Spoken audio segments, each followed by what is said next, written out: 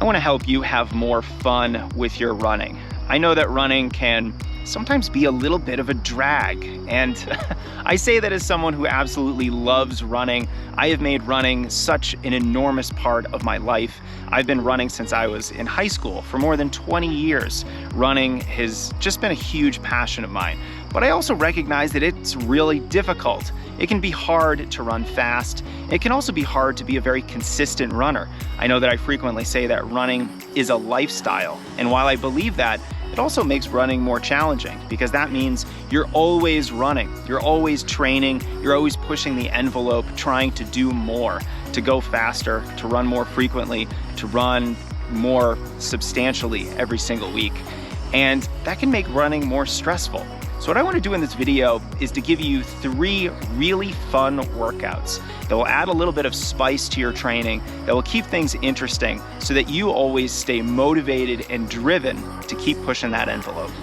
Our first fun workout is a workout that I was first introduced to when I was in college, and our coach wanted us to learn good pacing. He wanted us to understand what paces felt like intuitively, what they felt like viscerally, so that if we weren't on the track, and this was of course way before the days of GPS watches, if we weren't on the track, or these days if you don't have a GPS watch, you can still have a good estimate of what your actual pace is.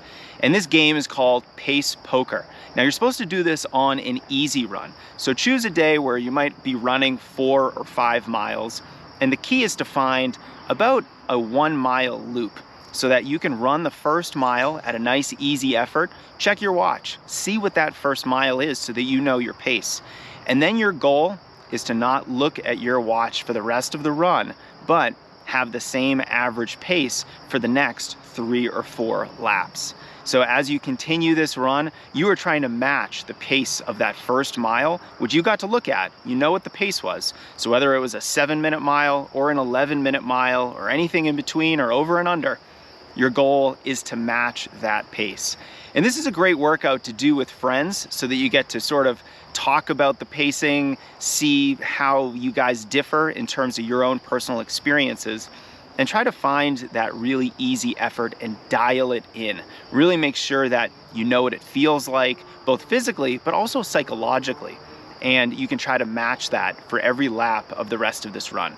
Great workout for teaching you pace control, for teaching you pace awareness. And I do think pacing is one of the big skills in the sport of running. And if we can work on it a little bit, that is going to bleed over into our faster workouts, and it's certainly going to bleed over into our races. Get good at pacing in easy runs, you're going to get good at pacing everywhere else in your training. And this great, fun kind of run has the added benefit of, number 1, it not being very hard, and number 2, a great session that you can do with friends. Next, I'm going to encourage you to do a little bit of barefoot running. Barefoot running is like Elmer's glue. A dab will do ya. And this is a barefoot strides circuit.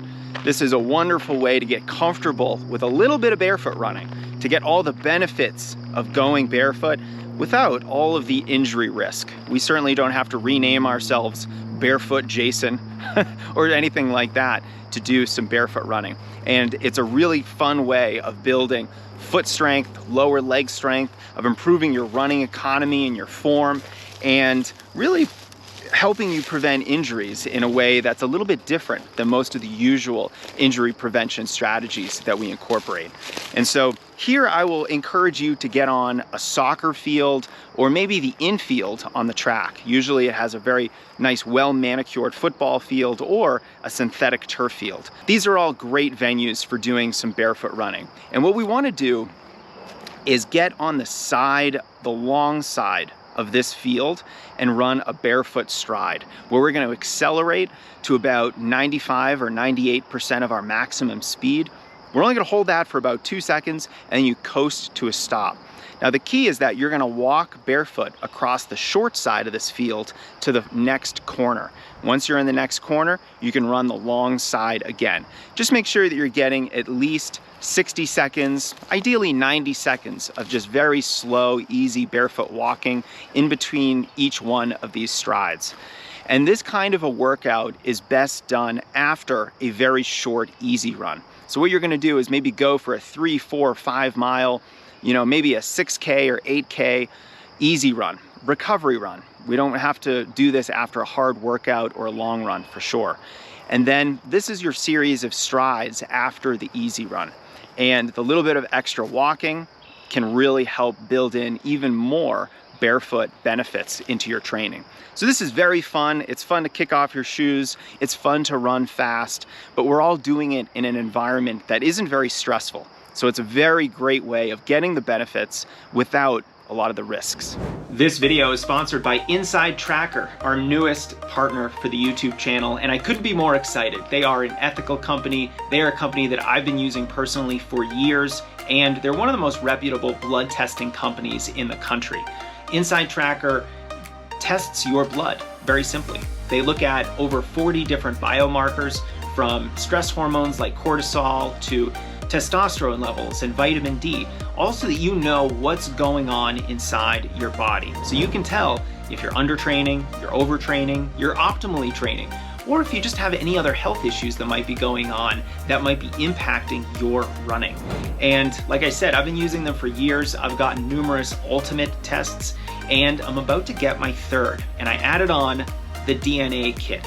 This is gonna be really special for me just to get a more in-depth look at what's going on inside me so that I know if there are any red flags that I have to address. And that part of the whole procedure is why I love Inside Tracker, because you know what they do? They don't just give you a report showing you how your markers might be in the zone or outside the zone. They tell you how to improve them. So if you are too low or too high with any of these metrics, they give you science-backed ways to improve upon them through diet, exercise, or lifestyle changes. So I'm super happy about this partnership. And if you go to insidetracker.com/strengthrunning, use code strengthrunning, you're gonna get 25% off any test that they have.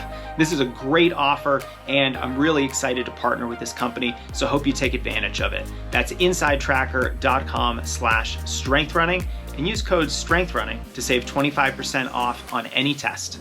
Colorado is sunny, so I'm going sunglasses for the rest of this video. So the next type of run to keep things really interesting is also one best done with friends, and that is a really gnarly trail run.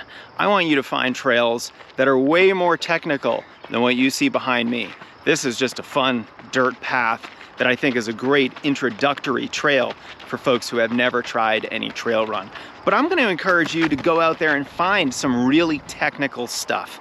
Find the rockiest, rootiest, gnarliest, biggest elevation gain and loss type of trail, and go have an adventure. Don't think of this as a run, think of it as an adventure. Now, where I live in Colorado, I have easy access to some of the best trail running in the country, and I've got some crazy friends who like to go on some crazy adventures. And these runs are substantially slower than my runs down here on these introductory trails.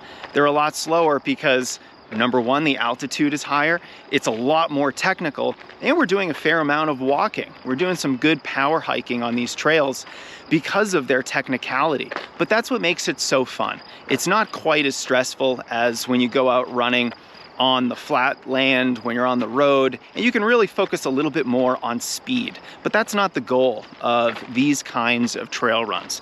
These kinds of trail runs should optimize for good times with your friends. You should optimize for experiencing beautiful locations, exploring a new place, a new trail that you've never run on. And these are cup-filling runs. They make you feel great.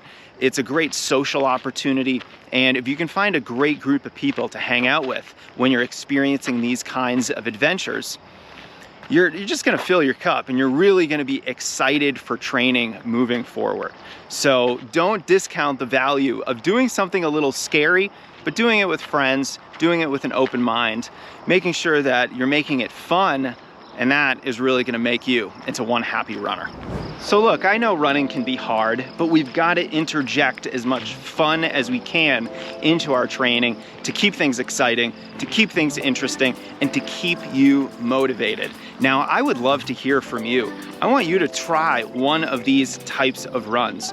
Go for that gnarly trail run, or try the Barefoot stride circuit. Or maybe you can try the pace poker and really try your hand at running the same easy pace for mile after mile when you're just guessing at what that pace might be. Really fun ways to play with your running, to experiment, to have a little bit more fun with things. And that, I think, is going to be great for your overall long-term happiness as a runner.